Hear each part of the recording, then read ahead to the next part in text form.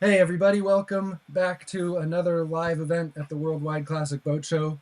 Really glad to have you all here, and I'm really honored to have my brother Cooper Rooks is the host, and we've got Robert Youens is our presenter, and they're going to be talking about John boat adventures. I wanted to remind everybody that you can put questions that we will get to Robert at the end of his presentation. You can just write them in the comments right below this video, and we'll be gathering them throughout. So thank you all for being here. Thanks for supporting the show. And here you go, guys. All right. Thanks, Nate. Hey, good morning, Robert. It's really an honor to be here with you and get to hear your stories and have your stories shared with the Off Center Harbor audience. And I just wanted to mention that I think that it's so cool to see the exposure, online and the interest in what you're doing. But it was just a short few years ago that I reached out to you when you were on your way back down the Inside Passage, Yeah. and I remember thinking because you had posted something like I'm going to be in Port Townsend, and because I was there, I reached out to you and got an immediate response, and you said, "I'll be there by 11." And I think you made it from Nanaimo down to Port Townsend just in that morning, which, as a small boat adventure enthusiast, and someone who's done quite a few miles, hundreds of miles in a day in a small whaler, I was just incredibly impressed that you can cover that much ground, and it's been really cool to see you take that passion and interest for traveling in a small, efficient boat at high speeds, both with a sense of adventure, but also I think I'm really looking forward to hearing from you what drives you to do these long trips and what it feels like for you, instead of just heading out on the lake for a day in the boat to be covering such um, huge expanses of water in a small boat that most people consider very vulnerable. So, without further ado, I'm looking forward to hearing your presentation, seeing your pictures, and rooting you on in your future pursuits. So, thank you Okay. for being here. Thanks, Coop. It's great meeting you and your brother out there in Port Townsend when I wrapped up that trip. Yeah, I'm ready to get going. Great. Okay, I guess you want me to get started. Okay, this is a map of my trip. A lot of people don't know exactly what the Great Loop is. It's basically a circumnavigation of the eastern United States. There's lots of different routes you can take. There's accepted routes by an organization called the American Great Loop Cruisers Association. So yeah, a lot of people they go around the tip of Florida. Some cut through the get through the Okeechobee. Some might even go up to the top of the St. Lawrence Seaway. But most take the Erie Canal and maybe the Trent Severn through Canada. And then we all go down Lake Michigan, down Illinois and Mississippi. Some go all the way down the Mississippi to New Orleans, but the vast majority cut up the Ohio, Tennessee, and down the Ten Tom Canal to Tombigbee and Mobile. So I guess just get started with what it was. And then, heck, I'm just a guy that likes to go John boating, man. Since I was 10 years old, I got my first used motor and fixed it up.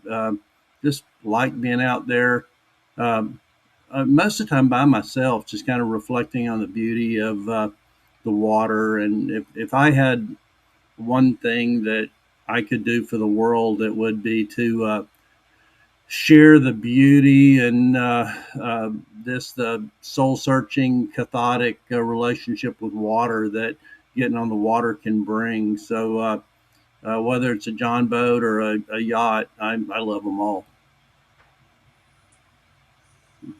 Coop, I'm counting on you to kind of push me along here.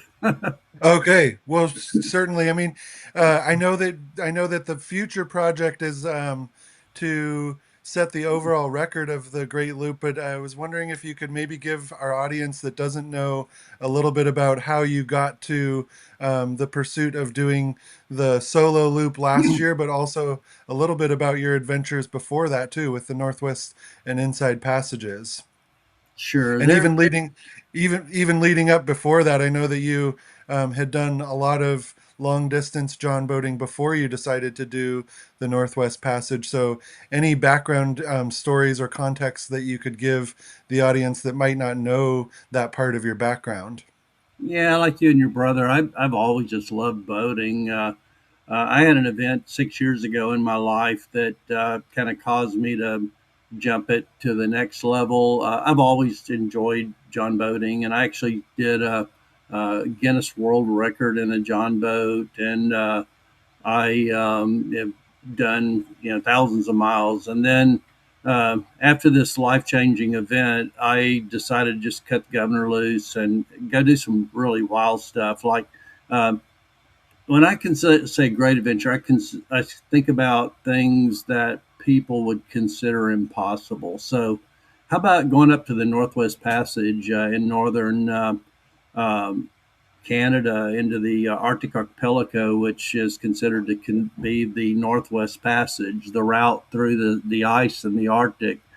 So, heck, I said, let's load the boat up and head to the Arctic Ocean. So, in 2022, I loaded up, got up to the Arctic Ocean, and did a 2,000 mile crossing through the ice and cold of the Arctic. It was a freaking blast, man.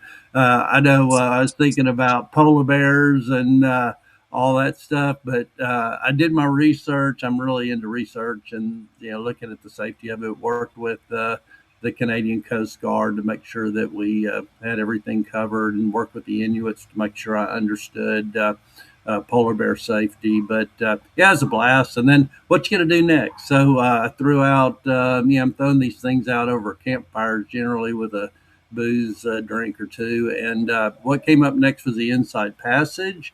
And I'd done it on a cruise ship, but what better way than to saunter through it with a John boat, just no time frame, heading up to Glacier Faces, hopping in natural hot springs, and doing a lot of the things that the cruise boaters don't get to do, and doing it in a way where I could, get into skinny water and do the things that I like to do. Be out there by myself with the seals and the eagles diving down at me while I'm having dinner. What better life? So then I was planning on just going down to the Bahamas and sipping some rum and cokes and maybe a few margaritas and doing a counterclockwise loop around the Bahamas in my John boat.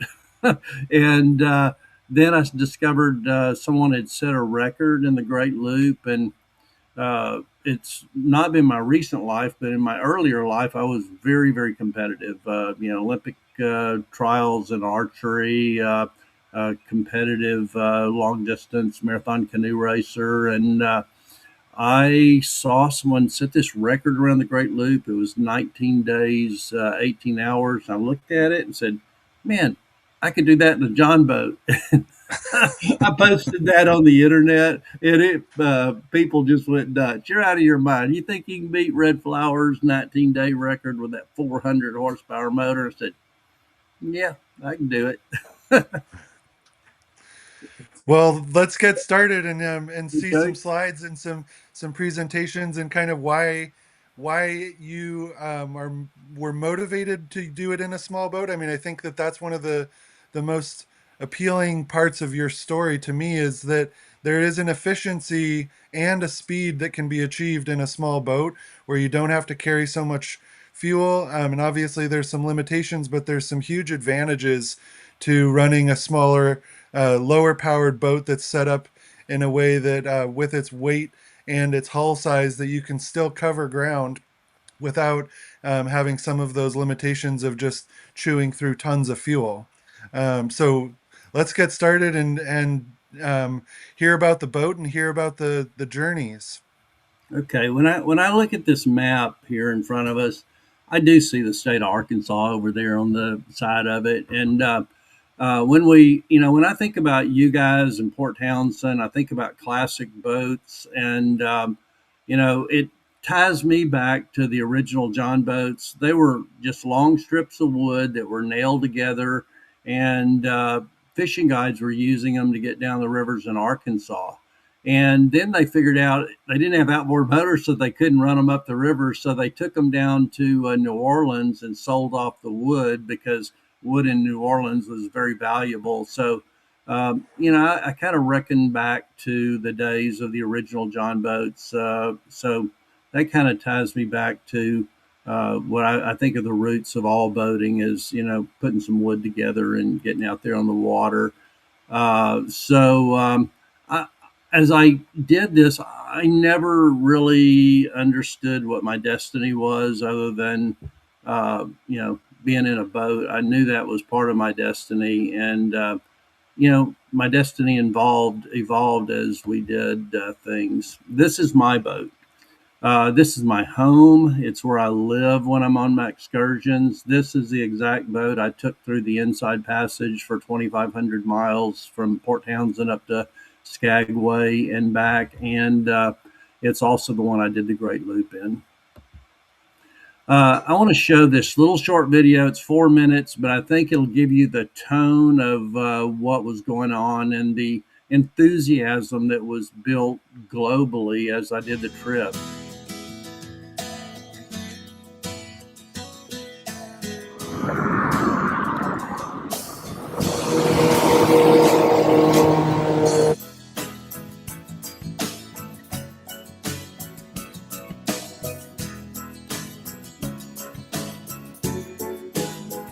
I got a schoolboy heart, a novelist eye, stout sailor's legs, and a license to fly. I came with nomad feet and some wandering toes that'll walk up my longboard and hang off the nose.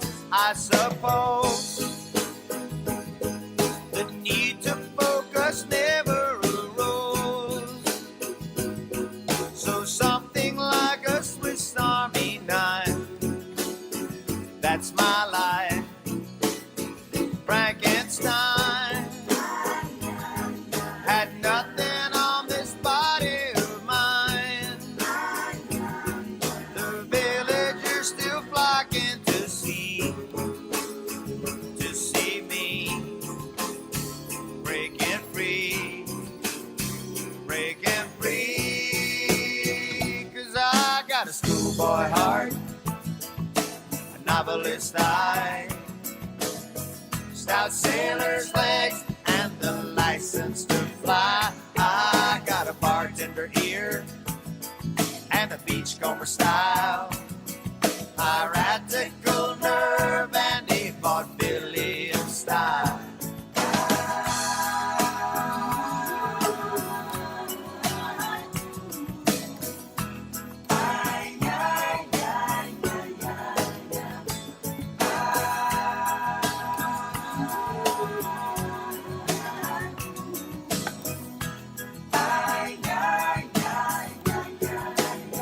I suspect I died in some cosmic shipwreck, with all hands spread all over the deck. What the heck? Then some kind of unseen and unscrupulous mind began to pick up what he could find. Added ice, shook me twice, rolled the dice. Now I've got a schoolboy heart, a novelist eye,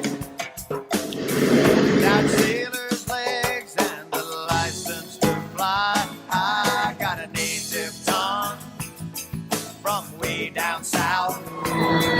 It sits in the cheek of my Gulf coastal mouth. I got a schoolboy heart, a novelist's eye, stout sailor's legs, and the license to fly. I came with nomad feet and some wandering toes that glide up my longboard and hang off the nose.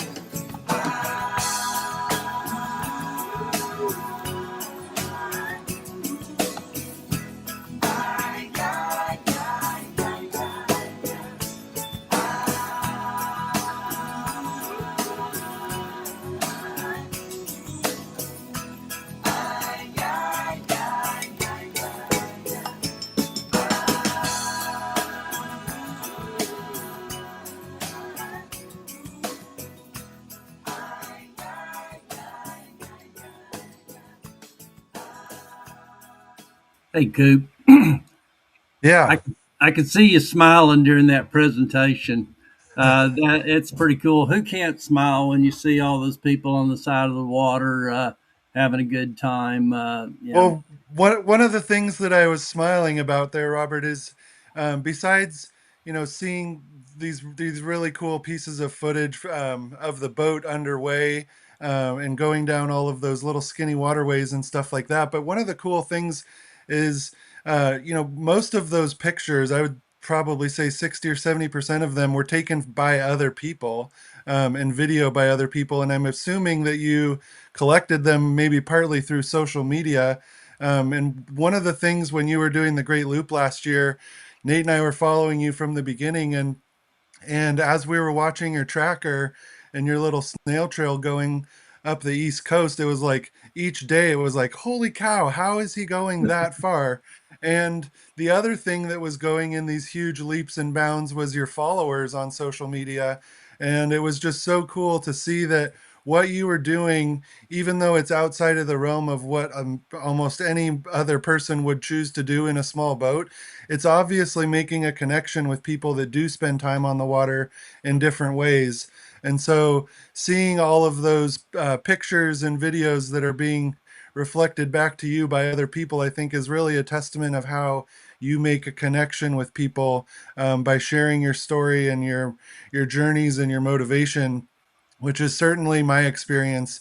That you were so willing on that day that we met a couple years ago, just sort of out of the blue, like, hey, sure, I'll meet you for a beer after I just travel down from southern BC in a boat, and I'll be there in the morning.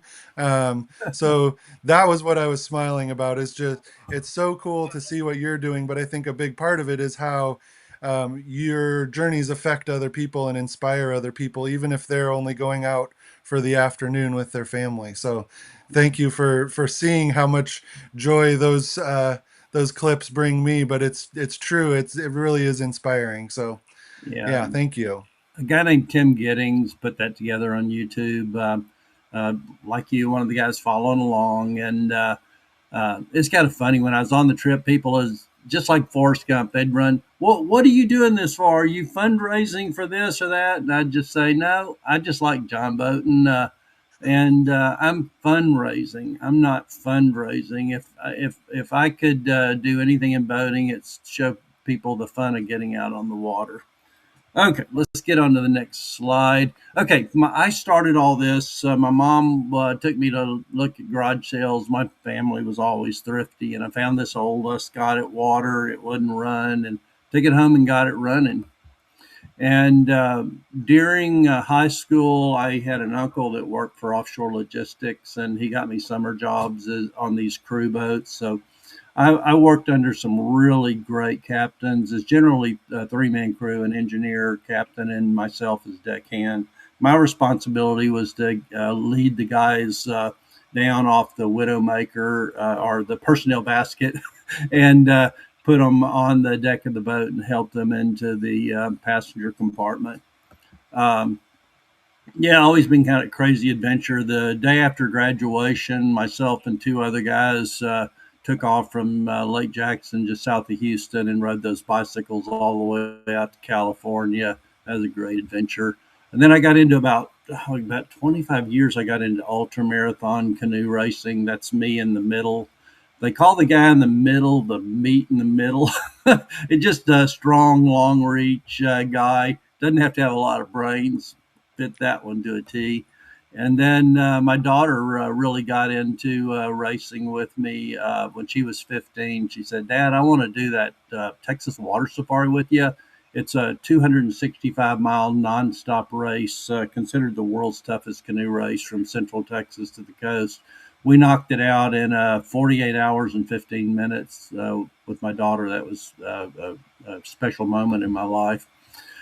I was fortunate enough to retire when I was 52 years old, and I decided that the thing to do was to fly up to Bemidji, buy a boat, and paddle it down to the Gulf of Mexico. Spent 89 days, most of it by myself. I had a partner down to Minneapolis, and then from Minneapolis, I solo paddled it down to the Gulf.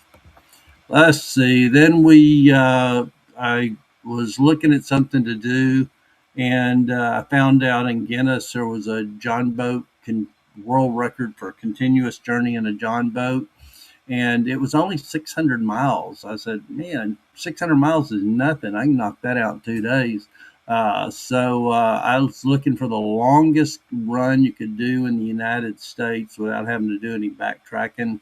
And it was starting in Kingmont, West Virginia, running up to Monongahela to Pittsburgh, down the full length of the Ohio, down to Cairo, Illinois. Then I took the Gulf all the way out the South Pass, past it's kind of the central mouth of the Mississippi, Port Eads area.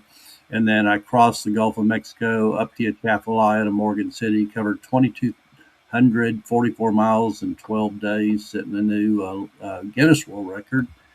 And but it wasn't that tough. It was I had a little bass, or what they called a tracker, and I had a 25 Merc on the back of it.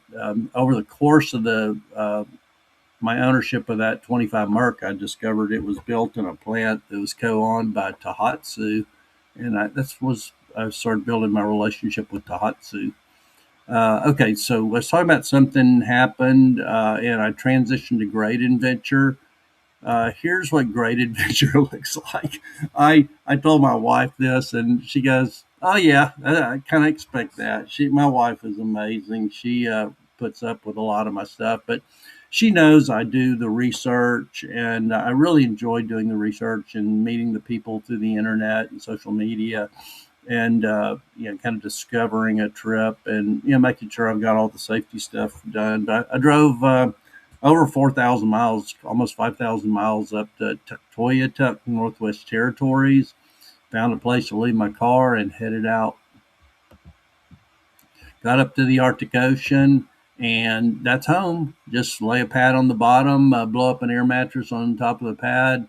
On this trip, I had to put up a bear fence. I put some standouts around the boat and used a cattle fence like we'd use to keep the cattle in a pen in Texas, and that was to keep the polar bears from coming in the boat with me. I had, you might see an air horn in that picture. Also had a 6-shot Mossberg contender loaded up with slugs. But didn't want to shoot a bear, but I didn't want to get eaten by one. I'm really excited to show you a little clip here. If y'all would like to launch that, see what it was right now. like. I'm stuck in a big sheet of sea ice, and I'm trying to work my way out. Since the wind's been from the northeast, I'm trying to head northeast, kind of guessing the ice sheet has formed up to the south. So I'm getting ready to run over a little ice here.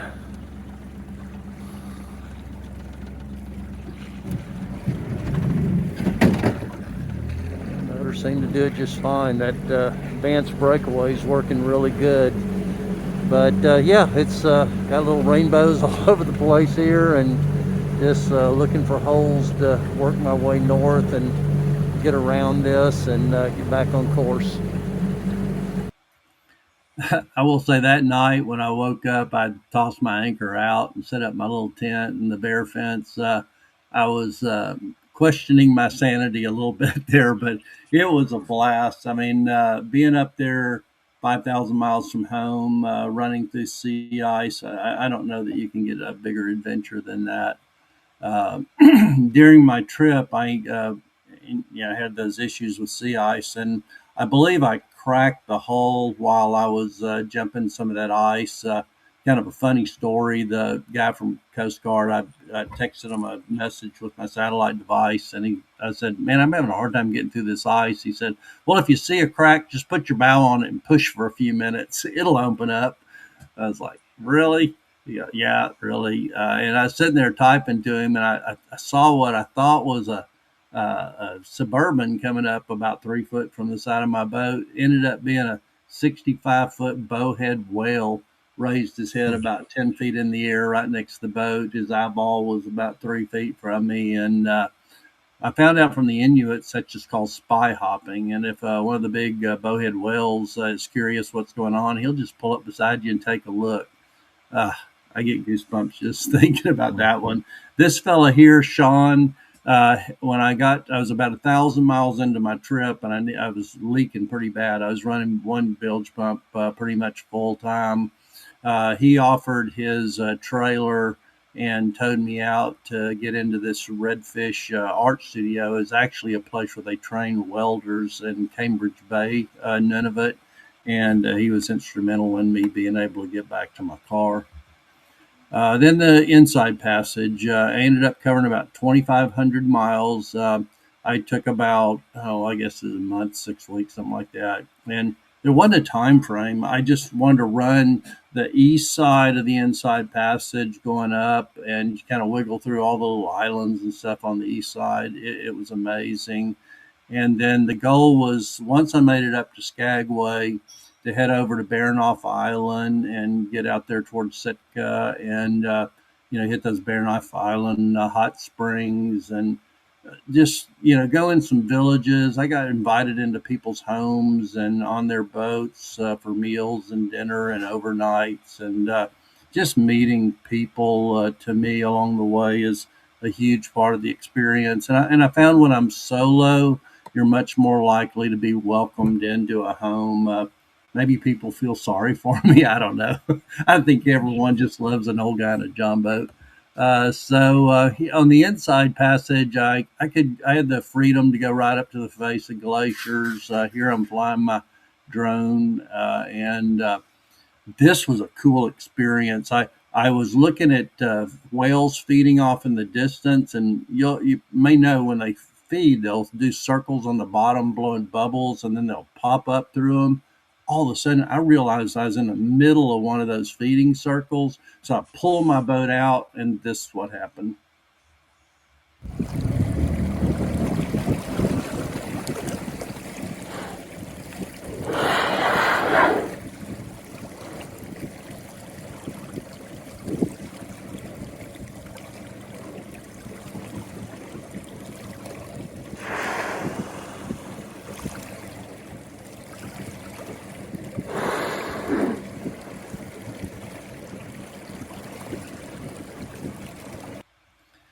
So Man, that was with my cell phone with no zoom or anything. That was happening right beside my boat. It was so cool. I could smell their breath. They were so close. Let's see. Well, So one of the cool things I remember you telling me about your trip up the Inside Passage, which anybody who's at all familiar with the Northwest might find this surprising, but your trip was roughly a month, is that right? yeah, somewhere around there. And I remember you saying that there was only a few days where it actually rained. And my experience pretty much north of Campbell River, the Inside Passage, is that it's raining most of the time in the summer. So I think that maybe that can be a jumping off point for talking about how you chose your weather window.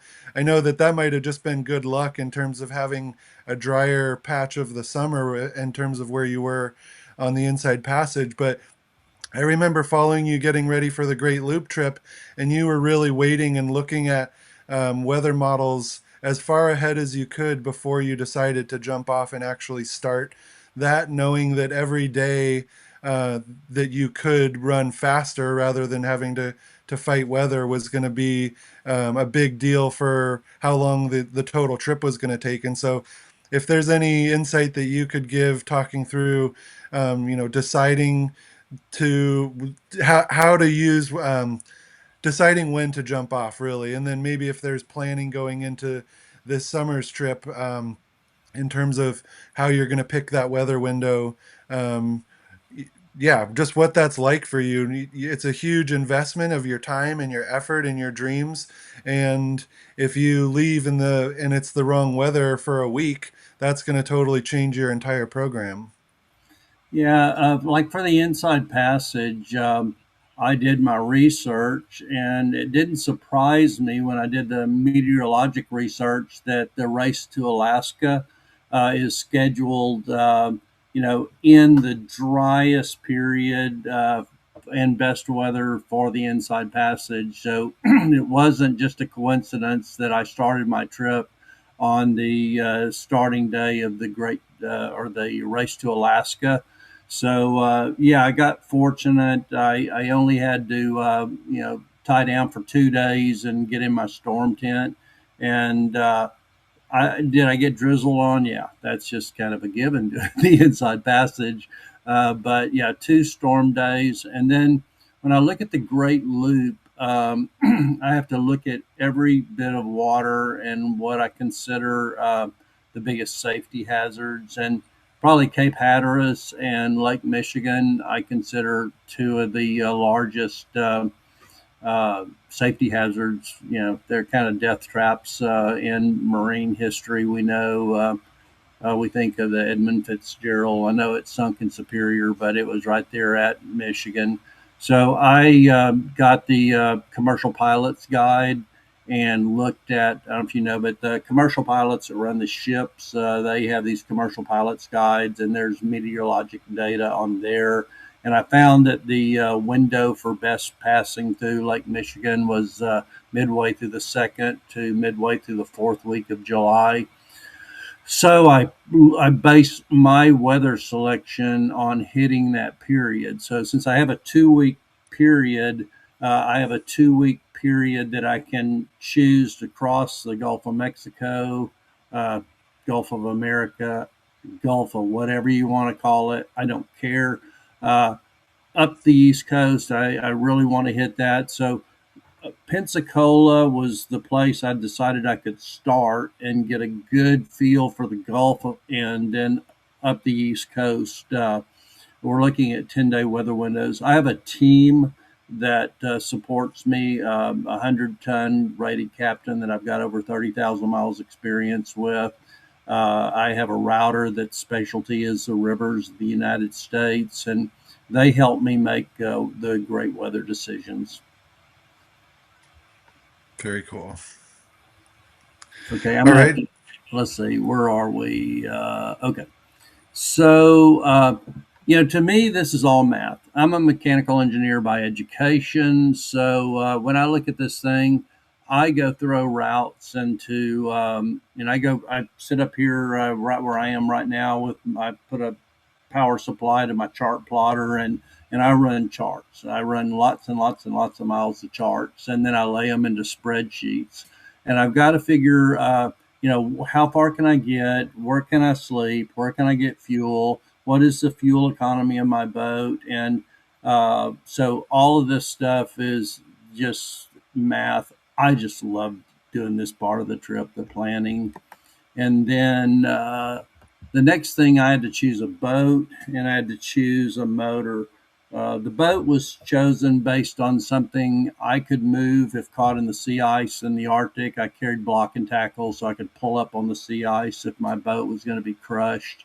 And then I just enjoy that 16-foot size boat. Probably like you enjoy your 13 Boston Whaler. You feel the water. You can feel the heartbeat of the planet. You feel the arteries, the rivers and stuff. But when I went to a motor for my Great Loop run, the biggest motor I felt I could safely run on my boat was a 60 horse. And I just laid out all the 60 horsepower motors side by side into a spreadsheet. The three things that I was looking for was reliability. So I did research on all of them. Man, the boats motors nowadays are reliable. They're just like cars, basically, and fuel injected, very sophisticated systems that just work. So then it came down to weight of the motor and gallons per hour burned at wide open throttle. And why wide open throttle? Because that's my speed. WOT. And and it was incredible the differences. Like the Merc was over 6 gallons per hour at wide open throttle. The Yamaha was around 5.5. That Tohatsu at wide open throttle burns 4.7 gallons per hour at wide open throttle. It was clear to me. It was the lightest in its class, and it was the most fuel efficient in its class. I don't know if any of y'all are into motorcycles, but I found out when I was talking to the Tohatsu guys, the guy that designed the Hayabusa, world's fastest motorcycle, was hired by Tohatsu to come in and engineer these motors. And Oh my God, they're pretty amazing. So not I don't want to come across sounding like a salesman. I'm just an engineer that wanted to pick the right motor for the trip. So I do research. I read every book I can get my hands on, and learned a lot about the trip. I watch. The cool thing about nowadays is YouTube videos. I could watch lots of videos on Lake Michigan crossings, going through the Okeechobee Waterway. I was really concerned about the Erie Canal because I got speed limits, and online people were shaking their fists. You can't get through that thing fast, and well, I didn't know if I could get through it fast or not, but I did know I needed to be safe on this trip. I was going to be going through Canadian waters as well as U.S. waters. I am a trained captain, and I keep up my training. And we have this safety certificate that you can get in the United States. Well, I found out in Canada they have something very similar. Where we do it through government agency, they do it through independence to get your safety certificate. And there is reciprocity between the Canadian and the U.S. Safety certificates, so that was good to find out. And the equivalent in the U.S. is the NSBLA safety certificate, safety course. In Texas, it's run through the Parks and Wildlife, but different states run it differently. But all 50 states participate in the NSBLA safety program.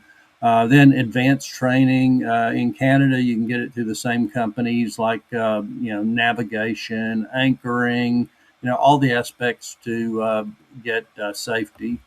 And I use the U.S. Coast Guard Auxiliary. They do courses through the local junior college, and I've taken most of their classes at least twice, just because I've been doing this so long. You need to refresh yourself.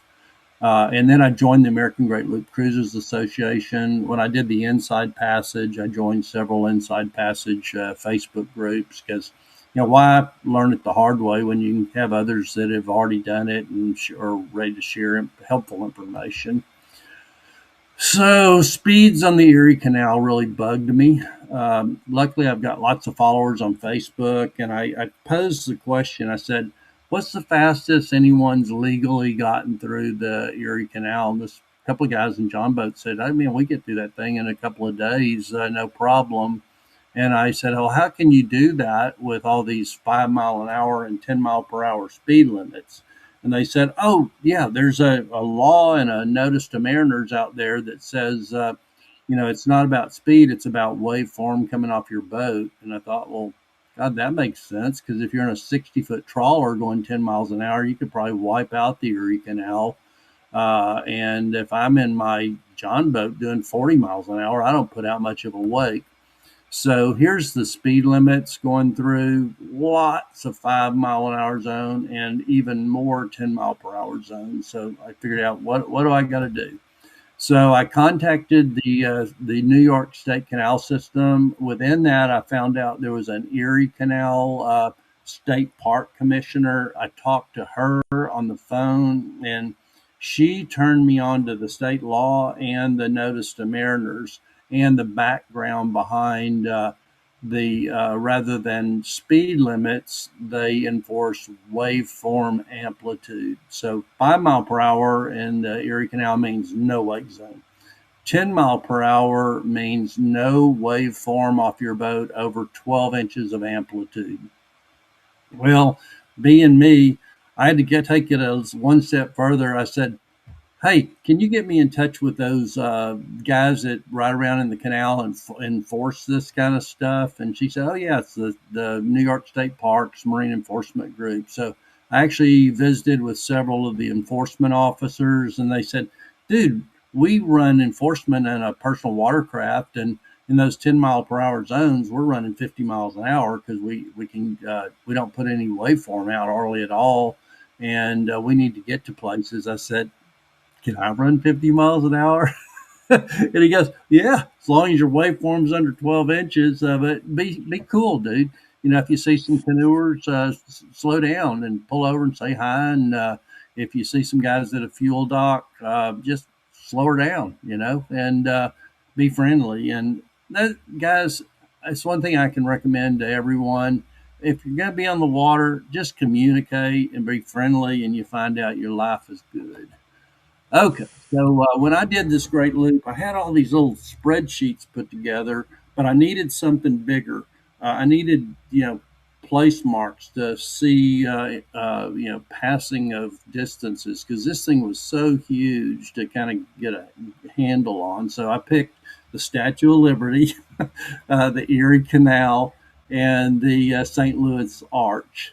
And God, when I thought that through, I thought, this is so big. How is this even possible? But man, that's what my great adventures are about, impossible dreams. And man, when I pulled around Sandy Hook and I turned into that New York harbor and I saw those ferries cutting across, heading over to Staten Island and stuff, I was just goosebumps all over. It was freaking incredible. I pulled up by the Statue of Liberty and took a bunch of selfies, and it was so cool. I can't.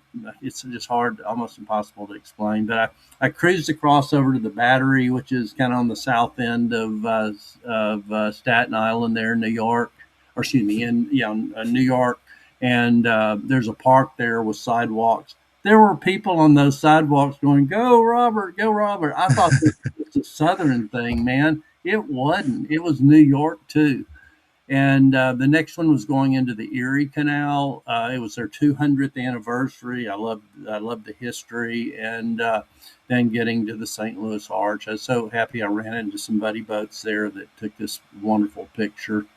So this was just weird to me, because when I did the Arctic, Coop and Nate might have been the only two people following me, because they're both weirdos also. And but yeah, I did this great loop thing, and I was sitting there at the fort there at Pensacola, and I made a little video and said, "Hey guys, I'm getting ready to start my loop. I'm gonna jump off here and head straight over to Fort Myers." I didn't look at social media because I was running, like 18, 20 hours out there in the Gulf. But evidently it was like a NASCAR event. People saying, "No, Bobby's going to crash out there. He's going to die." And no, I wasn't going to die. I had great weather. I was having a blast. I mean, I had 100 dolphins, or porpoises or whatever they are, running alongside the boat. Oh, man, I was having a blast out there. But while I was having a blast, I got up the next morning and 500,000 people had gone onto my Facebook page looking at it. And then by the time I got over to Cape Canaveral, there were 1 million people a day looking at my Facebook page. What the heck, And then by the time I got up to into the Carolina. Well, I had that incident offshore. I was about 65 miles out in the Atlantic, and a little storm brewed up, and I was dealing with some like 10 to 15 foot, pretty steep breaking waves, and I heard a broadcast come over as a container ship is off to my left, and I heard him call Jacksonville Coast Guard. We'd like to report a fishing boat out here about 65 miles off out in the Gulf Stream. He is fighting 10 to 15 foot seas. We just wanted you to be aware. And Jacksonville comes back and says, "Yeah, we're following we're following that guy." And man, they were scared, so they called the Coast Guard head of that office there, and it's like 10:30, 11 at night, and he told those guys at the station, he says, "You watch that boy in that John boat, and y'all learn something tonight." And he said, "I'll go over and meet him when he gets to Jacksonville." Yeah, he did. He came over. It was a pretty cool evening, and man, I was sore. You can imagine fighting those 10, 15-foot waves for all those hours. My cheeks from smiling and laughing were so sore. It was like a Forrest Gump movie, and Lieutenant Dan was on the top of the mast of that shrimping boat out there saying, "Bring it on." That's the way I felt. It was like surfing and not having to paddle out. But it evidently drew a lot of views. I think we were getting over 2 million views a day then. And then I was cruising up the ICW because the ocean was pretty rough there for several days. And a lady in Charleston, South Carolina, gave me this big old homemade sandwich. And I was eating that, heading up the ICW. I was out in the middle of nowhere. There was no one around. And I just fell asleep at WOT, man. I hit the shore in a turn doing 35 miles an hour. I launched that boat.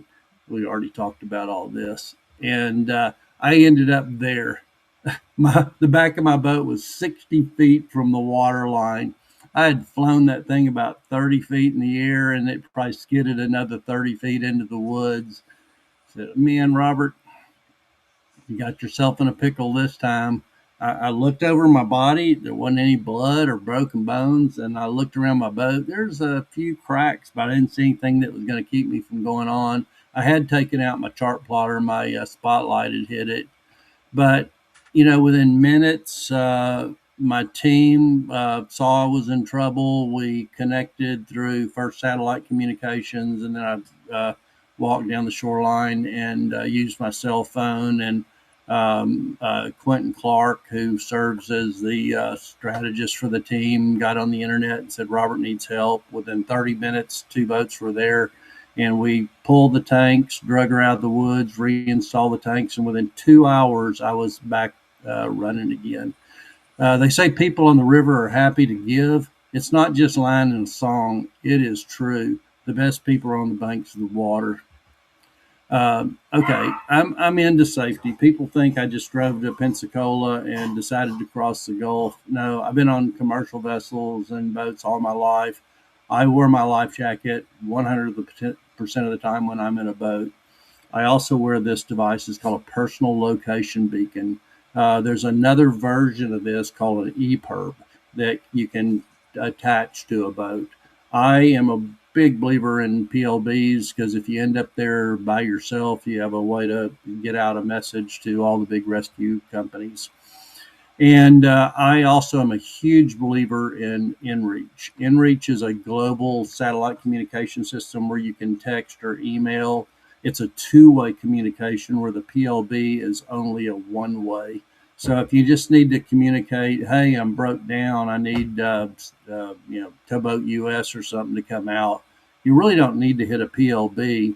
If you've got an inReach, you can communicate two-way without calling in all the troops. But they do have a rescue system there. And I use the Horizon series of radios that will broadcast your location also. So if I'm offshore and I see a boat coming by, I can broadcast and they automatically get my coordinates. So safety is a big deal to me. And don't go out there and say, well, Robert did it in a John boat, I'll do it too, without, get you some training with some captains and stuff. So I finished my trip. It was incredible. And they asked me if I had anything to share, and this video was shot. Does everyone here have a dream that's so big you don't think you'll ever accomplish it? Absolutely. You need to think of one if you don't have it. And guess what these guys do? They have one called the Great Loop. It is, I just did it. It's accomplished. Anything that can't be accomplished because it can in a John boat. Thank you guys. Oh, what a moment. It was so cool that Tori, the marketing manager for Tohatsu, flew down. The North American director for Tohatsu, the production manager for Well Built. They got my wife to come down and some family members, and they were all on a boat. I didn't know it because I was coming in the nighttime, but this big old yacht with 4 outboards on it following me to the left side. I knew they were kind of hugging in close. That was my wife and family and everything following along. It was a very special moment, and there were news helicopters following, and probably 100 boats and 100,000 people on the banks. It was unimaginable for this old geezer. Brought tears to my eyes as I crossed the finish line. But so what's next? So I've developed a friend named Peter Hages. Really cool guy. He doesn't have the type budgets that I have, and he purchased a 40-foot contender offshore racing boat, put triple Mercury outboards on it, and got with a good friend of his and a couple of his kids, and they went out to set the unlimited record for the Great Loop, where I did it in 19 days, 13 hours. Peter and his team were able to do it in 12 days and set an overall record. Did they have problems? Yeah, they took out their center motor, running into logs on the Mississippi, but they stayed with it and completed the entire loop in 12 days. That was pretty incredible. So just like the first time, sitting around a campfire, have a few beers, and you think, what can I do next? I said, hey, let's go for Peter's record and later Lady Lore, and but let's do it in a John boat. So I called up Well Built. They work with me on these kind of things, and Johnny, the owner of Well Built, says, "Hey, Robert, I'm in." And I called up to Hatsu, and they said, "Dude, we're in. What kind of motor you need?" And so I'm very fortunate to have sponsors now that kind of help me fund these things. And what you're looking at here is their stock 23-foot long, 70-inch wide John boat. And so that's the whole of it. We added some additional ribs, and then we put three internal keelsons, kind of filling the space between the ribs. And this is as it's being built. It's a John boat. It's basically flat. It has a bench seat in the back, but you can see that welder. His shoulders are below the gunnels there. This is a big John boat. We're going to power this thing with 140 horsepower Tohatsu. It is the lightest in the 140, 150 class, is the most fuel economical in the 140, 150 class, and we're hoping it's going to push the Great Loop John boat about 48 to 52, maybe a little bit faster. And if you just figure you're averaging 40 miles an hour for 10 hours, that's 400 miles. 20 hours, you got 800 miles. You throw in a 24-hour period, you got almost 1,000 miles. I know you're going to have to take out a couple of days for locks, for refueling with some fuel, and a couple of days for bad weather, but that's still putting you around the loop in 9 days. So what Steve Herndon and I, my co-captain, who is a Marine firefighter from Fort Myers, he's got his 100-ton captain rating. He's a previous record holder on the Great Loop. Steve and I are shooting for a 10-day Great Loop. Try to take over 2 days off of the existing record. Then what? I've still got I'm so fortunate to be in my 70s and still have the burn and the physical fitness to go fast. But, I've just fallen in love with this route as I did the Inside Passage, and I want to do it slow. I want to saunter, as John Muir might say, and I want to take my wife along. So this is the main ship 40. I have a handshake contract on this deal to close it on the 26-27 season change there. It'll be in Florida. And I hope to spend a year or two, maybe, just taking my time getting around the loop. Heck, I might throw it on an 18-wheeler and run it over to Inside Passage. Who knows? This Wonders might be up to anything. Okay, guys. We got through that kind of quick, but if you got questions, I'm open.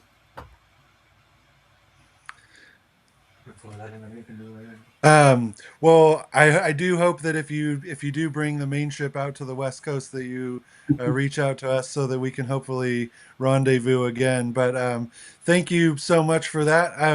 I didn't mention this in the beginning, but I'm a marine systems instructor at the Northwest School of Wood and Boat Building, and my curiosity kind of gets into the gritty stuff of the setup of your boat.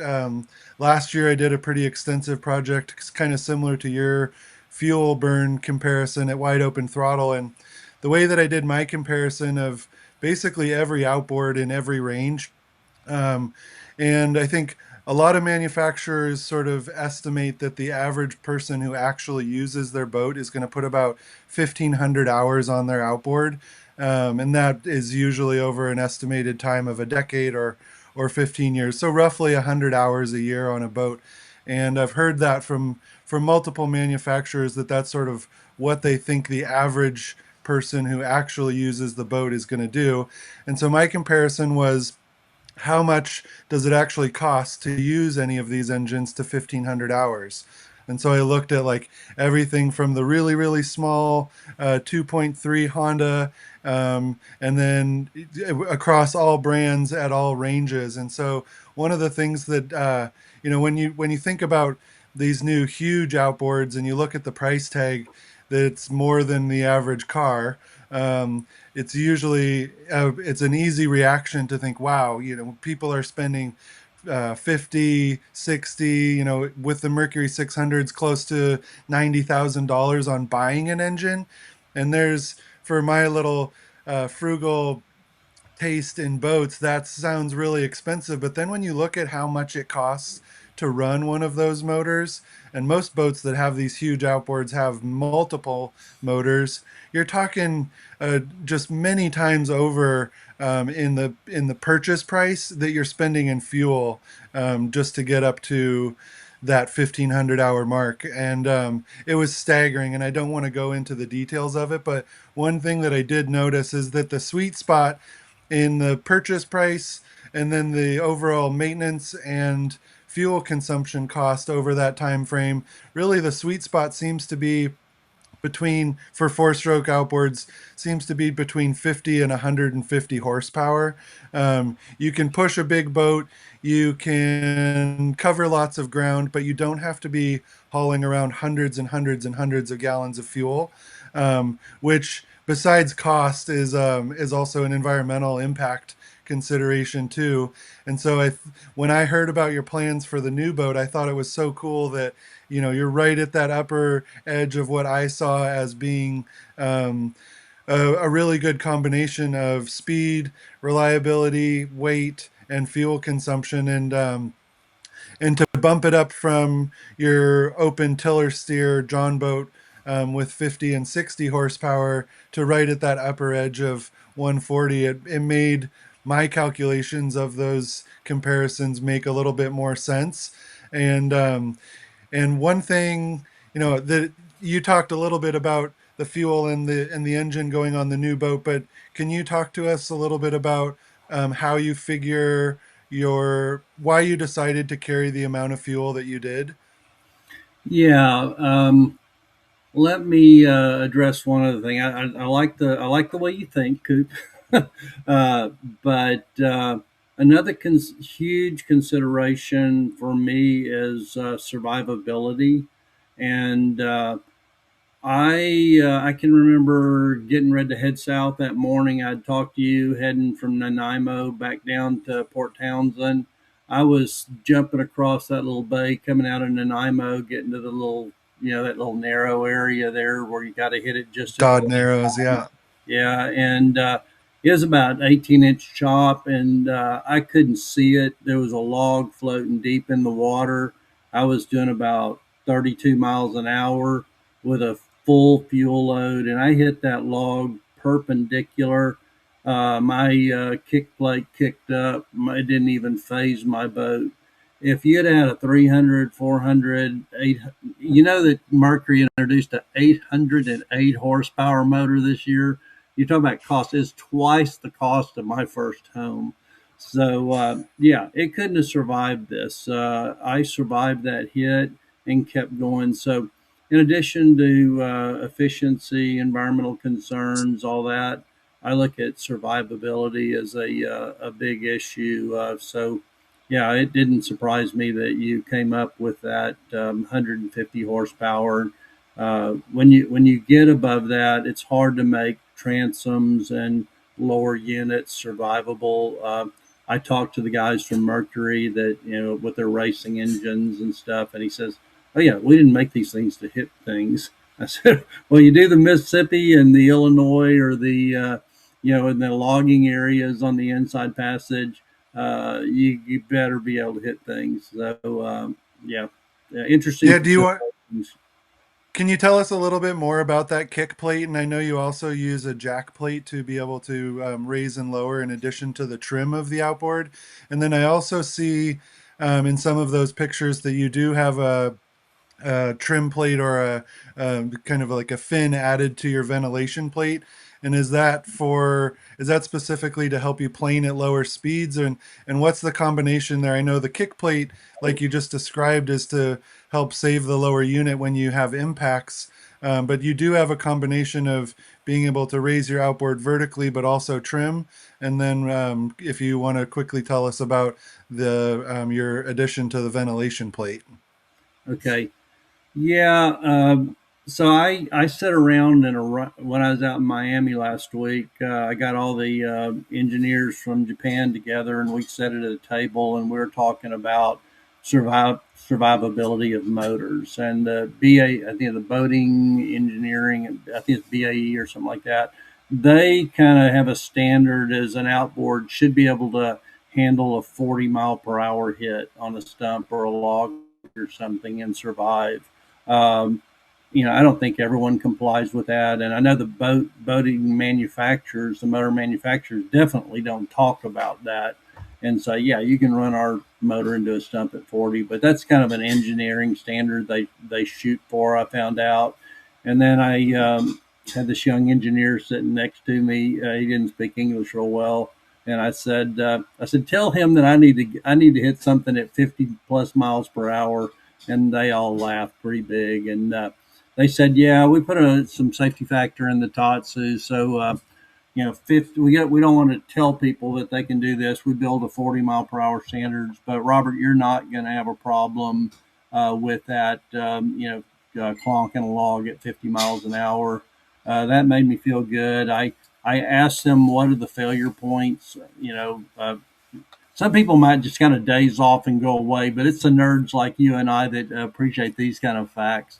But he said, here's the failure points in order. The impact to the lower unit and crushing the lower unit. Then the second failure point is the lower portion of the turn tube that the motor turns on would be the second failure point.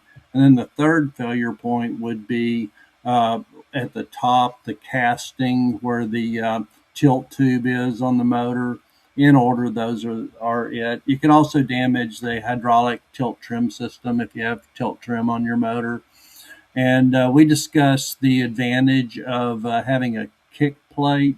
And basically, a kick plate is just a plate that is hinged that allows the motor to tilt up without having to tilt the tilt trim of the motor itself. This allows it to be a more responsive without the drag of the hydraulic transferring more energy into the motor. And then the one I use, the Vance kick plate, has a limiting stainless steel chain at the bottom that keeps the motor from coming over and breaking and possibly coming into the boat. I'm actually also working with a company called The Leash, and it is a device designed to keep the motor attached to the boat should you fail something. I am also going to add a half-inch piece of nylon rope woven through the chain of my kick plate so that I have a period of time that it's stretching the nylon rope as the kick plate comes up so I can spread that impact force. And so the guys from Tohatsu said, yeah, Robert, with the kick plate absorbing a lot of that force and that force not being transferred through the tilt trim system of the motor, you're going to dramatically reduce the impact forces on the motor. And yes, if I take out my only motor, my trip's over. So I feel pretty good about that. And then probably over talking about that, but let's talk about the the plate I attached to the ventilation plate on my motor. A lot of people incorrectly call that plate a cavitation plate. We know cavitation occurs when water boils at low pressure. Ventilation is or air entering the prop from the surface. And so that's what that plate is supposed to do, is reduce ventilation. And what I need is the ability, when I'm low on fuel in the front, I've got a lot of weight to the back, is to trim the boat down for optimal performance. And when you do that without having trim tabs mounted to a boat, you actually sacrifice your thrust angle. So to get the boat down, you trim the boat down, and you're actually using part of your thrust to lift the back of the boat up. And that speed and efficiency you're losing to affect a trim. By bolting a larger surface onto the ventilation plate, you can get that in the water to pick up the back of the boat, and you don't have to deviate or trim down your boat as much to affect proper trim. Cool. On the new boat, we're going to have trim tabs, and the beauty of having a trim tab on a boat is it allows you to keep your thrust line perfectly horizontal, so you can get every horsepower of that giving you forward speed and efficiency. And we're going to be running a product called Zip Wake, and it is super cool. I don't know if you've heard of this, Coop, but there's a company called Veeam Props out of Australia that's experimented with this. As they actually changed the pitch of their props by sliding a strip of Spectra plastic into the trailing edge of the prop to create a dam, and they create a wedge of water that has laminar flow that changes the pitch of the prop by changing the height of this wedge. So this device that's going to be on the back of my boat lowers a gate that causes a compressive wedge to trim the boat. So you don't need those 2 square feet of wetted surface behind the boat to drag down and trim the boat. You actually use these wedges of water that actually decrease your wetted surface on your boat and improve performance. So yeah, look up Zip Wake. I'm really, really Yeah. excited to put that on. I look forward to checking that out. And thank you for those technical explanations. I do have one more question that I would like to ask you. And I think that for people that haven't experienced long boat journeys of continuous movement, there's this weird kind of like just big picture thing of traveling through space and time at a constant rate or a nearly constant rate. And so maybe for people that haven't experienced that on the water, you could think of like a long road trip where you've pushed past the hours that you would normally be awake just to keep traveling towards your destination. And there can be some really cool, at least in my experience, really cool things that you think about and ways that you feel when you've pushed past sort of that normal sense of getting rest. Sleep deprivation can bring on different ways of thinking, but also just the perception of time and travel through the environment that you're passing through. I'm wondering if you have any stories to share or things that you think about when you get into that headspace of being alone. You still have to stay aware for safety, but you have lots of time to think and kind of just experience your travel through space. What's that like for you when you're alone in a John boat, whether it's daytime or nighttime? What does that feel like? Well, I learned it from ultramarathon canoe racing, is going 40, 50 plus hours without sleep, and, keeping up a very, you know, strong pace. When I was ultramarathon racing, we'd wear heart monitors, so with an alarm, just to make sure that we didn't drop off. I've never been one to listen to music. I listen to the environment. I want to know how my canoe's doing. What's going on in the environment. Is there a rapid around the corner? And when I'm in the boat, I want to listen to the sound of the waves against my boat and make sure my boat sounds right. The motor sounds good. When I pull into a harbor, I immediately get a feel for the wildlife around me just by listening to the sounds. So I really, really enjoy that. And when you push yourself really, really hard, you can get into some really weird thoughts and kind of levels of hallucination. But I always enjoy telling one thing that I hadn't shared with anyone in the world anytime I do one of these talks. So, do you know who Sophie Cunningham is?